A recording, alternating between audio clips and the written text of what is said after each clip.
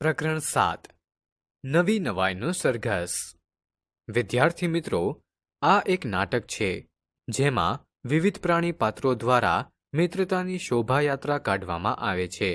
નાટકના સંવાદો ખૂબ જ માર્મિક અને રસપ્રદ છે, જેનો હેતુ પ્રાણીઓ દ્વારા માણસોને સંદેશો આપવાનો છે. આ પ્રાણી પાત્રો દ્વારા માનવજાતને મિત્રતાનો અર્થ સમજાવવાનો હેતુ છે. પ્રાણીઓના સુંદર અને ઊંડા સંવાદો દ્વારા આ નાટક માનવજાત માટે પણ મિત્રતાનું મહત્વ સમજાવે છે. મોટા શહેરની એક ગલી. સવારના 10નો સમય. પ્રાણીઓના મોહરા પહેરેલા 5-6 બાળકો ગલીમાં ફરી રહ્યા છે. એમાં ગાય, બળદ, કૂતરો, બકરી, બિલાડી છે. ત્યાં જ એક બાળક કૂતરાનું મોહરું પહેરેલો એક શ્વાસે દોડતો દોડતો આવે છે. સાંભળો, બધા સાંભળો. વાવ વાવ, સાંભળો. શું છે આટલું બધું? આમ ગભરાયેલો કેમ લાગે છે? અરે, તમને ખબર નથી?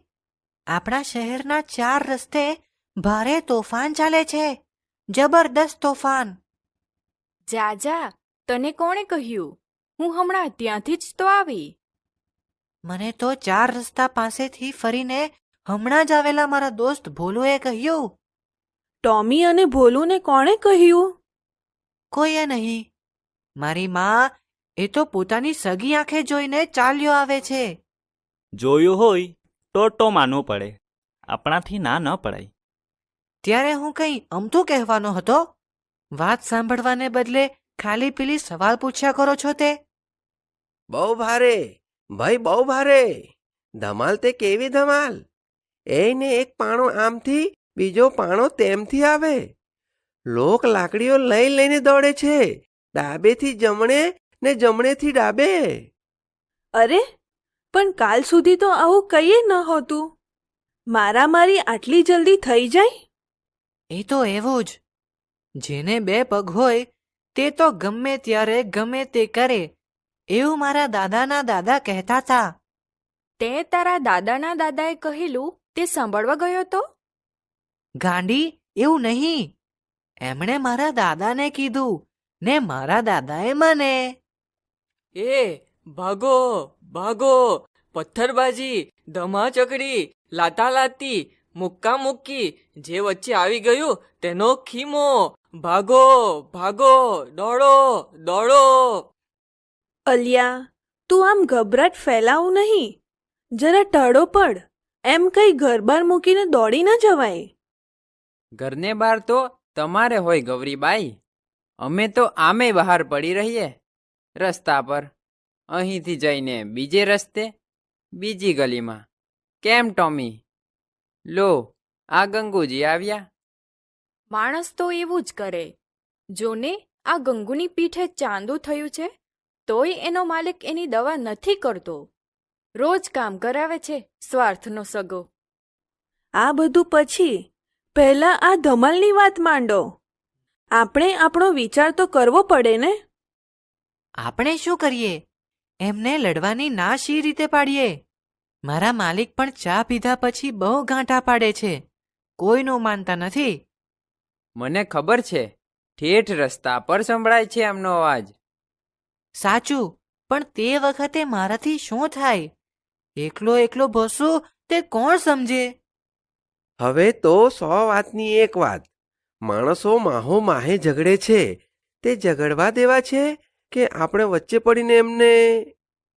મારી વાત માનો, નકામા ડફણા ખાશો. માણસ જાતની વાતમાં વચ્ચે પડવા જેવું જ નથી. મારે તો નથી જ પડવું. તમને ગમે તે તમે કરો. દોડો દોડો, આગ, કાકડા, કેરોસીન બધું સળગે છે. બંદૂકની ગોળીઓ ધડામ ધમ ભડામ ભમ. ગાંડા થઈ ગયા છે બધાએ. ભાગો. ઊભા રહો. ગૌરી, તું માંદી હતી ત્યારે ડોક્ટરને કોણે બોલાવેલા?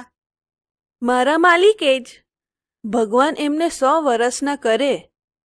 ને કાળું, તને ઉલટીઓ થતી હતી ત્યારે દવા કોણે આપેલી? જે ઓટલે પડી રહું છું તે ઘરના જમનાબાએ જ તો. તો એ બધાને નુકસાન થવા દેવાય? આપણને ઝઘડો કરવાની ના પાડે છે તે એમને ઝઘડા કરવા દેવાય? જરા વિચાર કરો. રોકવા તો જોઈએ, પણ શી રીતે રોકીએ? છે કોઈનામાં આવડત? મારી પાસે છે, પણ એમાં તમારી મદદ જોઈએ છે. છો તૈયાર? જો અડ્ધર પદ્ધર વાત ન કરતો. મારી પાસે ફાલતુ ટાઈમ નથી. કઈ થાય એવું હોય તો જ બોલજે. જુઓ, આપણો સરઘસ એકદમ ટનાટન હોવું જોઈએ. લાંબો, લચક અને સહુએ સરખા ચાલવાનું, આડાવડા નહીં. પણ એમાં તો આપણને પોલીસ પકડી ના લે. પેલું શું કહેવાય છે, કફરું કે કફુ કે એવું જ કંઈક. તે ચાલતું હોય તો? એને કરફ્યુ કહેવાય. ભાન પડે છે કાંઈ? એ જે કહેવાય તે. મને તો ખાલી એટલી ખબર છે કે એવામાં રસ્તે ફરતા હોય તેને પકડી લે. એમાં આપણને કશું નહીં. એ તો માણસને જ પકડે. 4 પગવાળા તો ત્યારે રસ્તે ફરતા જોયા છે. કેમ બધું? તે જોયા છે ને? મને 4 પગ નથી, 2 જ છે. મને પકડી લે તો? તું પંખીની નાતમાં આવે, તારી જાત જુદી. બધા વાતને આડે પાટે લઈ જવામાં એક નંબર છો. હવે વચ્ચે બોલવાનું નથી બિલકુલ. ચાલો, સાંભળી લો શું કરવાનું છે તે. અને આ છેલ્લી વાર.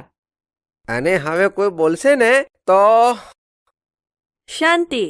મગજ ઠંડુ રાખીને કામ કરો. જુઓ, આપણે સરઘસ કાઢીને 4 રસ્તા પર જવાનું છે.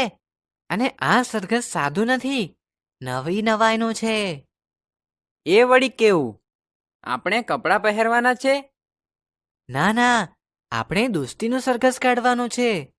તારે તારી પીઠ પર કાબરી બિલાડીને બેસાડવાની. કાબરીની બેન માંજરી બિલાડી પર કકુ કુકડાનું બચ્ચું બેસે. હોય કંઈ?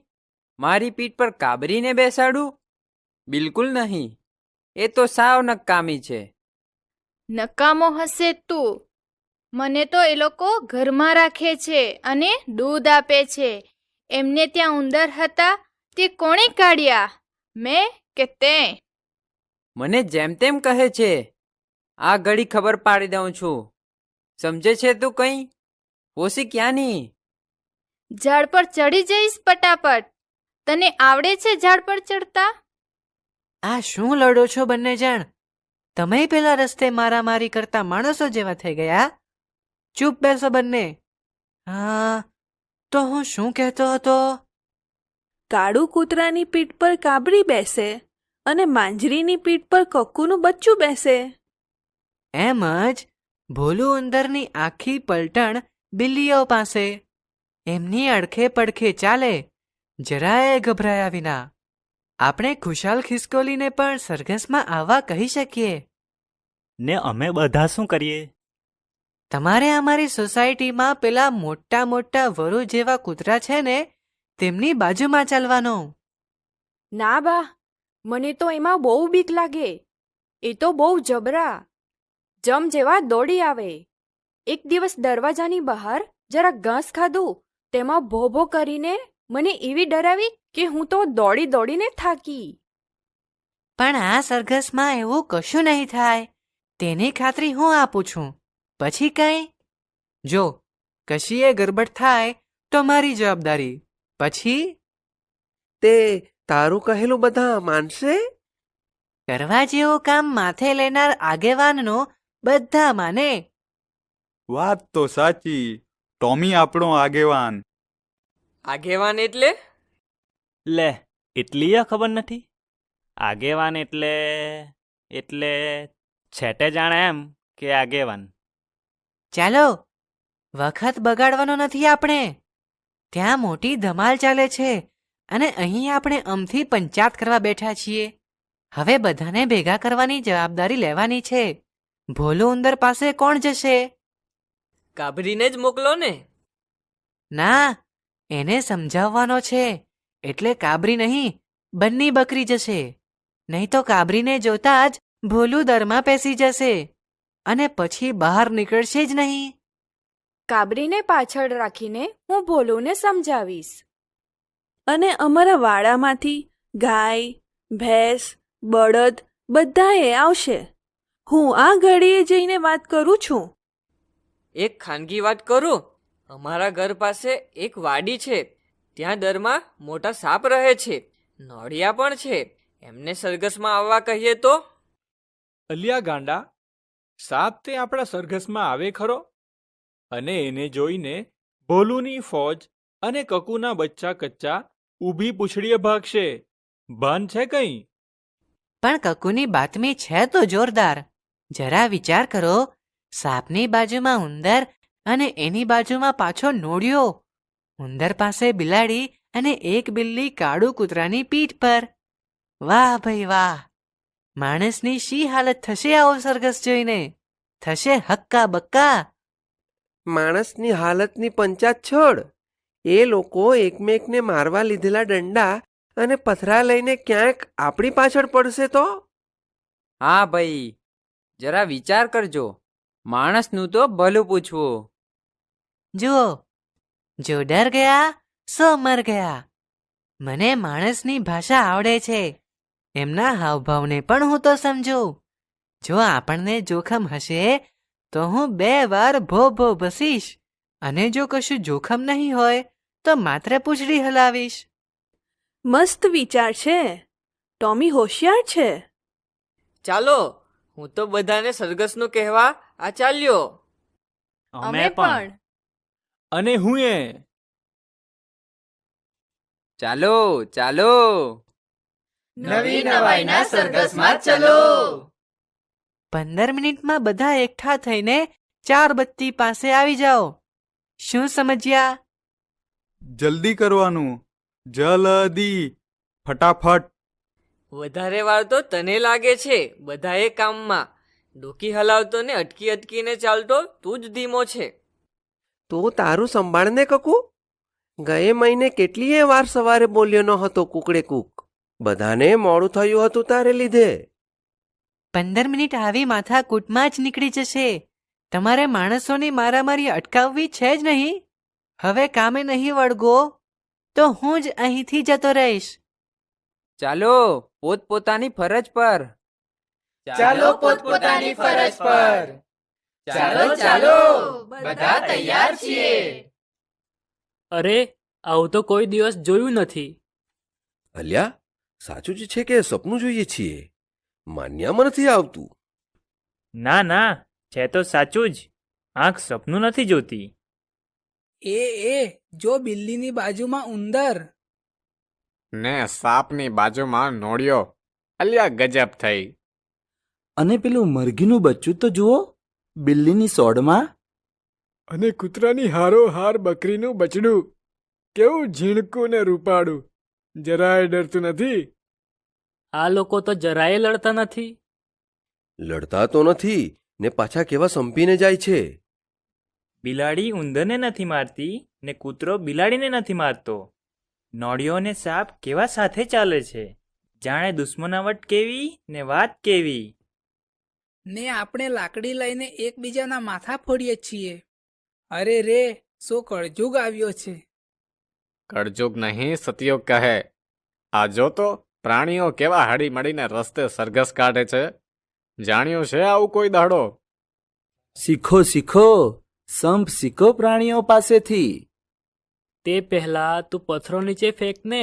હાથમાં લીધો છે તે. લે, આ નીચે ફેંક્યો. લો, આ નાખ્યા હેઠે લાકડીને પથરા. લડતા શરમ આવે છે આ પ્રાણીઓને જોયા પછી તો. હા લ્યા, કૂતરો બિલાડીને ઉંદર નથી ઝઘડતા, તે આપણે તો જાણે એમનાથી એ ગયા. શું જોઈને શેખી કરતા હતા કે અમે તો સૌથી અક્કલવાળા અને સૌથી ડહ્યા. ચાલો, લડાઈ ઝઘડા આજથી બંધ. અરે રે, કેટલું નુકસાન કરી નાખ્યું આપણે. પેલી ફેક્ટરી તોડી અને ત્યાં બસ પર પથરા ફેંક્યા. દૂર દૂર પથરા નાખ્યા. કોઈને વાગ્યું અને કોઈ ભોંયે પડ્યા. બહુ ખોટું થઈ ગયું. હવે તો કંઈક શીખીએ. આજથી તો નવી શરૂઆત કરીએ. આ પ્રાણીઓ નથી બોલતા, નથી એમણે ચોપડીઓ વાંચી, નથી ભાષણો સાંભળ્યા, છતાં જુઓ એમને. શરમાવું જોઈએ આપણે. સમજાય છે કંઈ? સાચી વાત છે. આપણે સામે જઈને પ્રાણીઓના આ ડહાપણને વધાવીએ. બિલકુલ ખરું. નાટકમાં ટોમી કૂતરો, ગૌરી ગાય, બન્ની બકરી, કકુ કૂકડો, કાળુ કૂતરો, ગંગુ ગધેડો અને ટીલિયો ઘોડો જેવા વિવિધ પ્રાણી પાત્રો તેમના મિત્રો અને સમુદાય માટે ચિંતા દર્શાવતા હોય છે. તેઓ માનવજાતની ક્રિયાઓથી પ્રભાવિત થાય છે અને તેમની સમસ્યાઓની ચર્ચા કરે છે. નાટકના સંવાદોમાં વ્યંગાત્મક અને રમૂજનું સરસ મિશ્રણ છે, જે પ્રેક્ષકોને મિત્રતા, સહકાર અને સહઅસ્તિત્વનું મહત્ત્વ સમજાવે છે. માત્ર મનોરંજન પૂરતું નથી, પરંતુ તે બાળકો અને પુખ્ત વયના લોકો સુધી મિત્રતા અને સમજણની સાથે જીવનના મૂલ્યો પણ પહોંચાડે છે.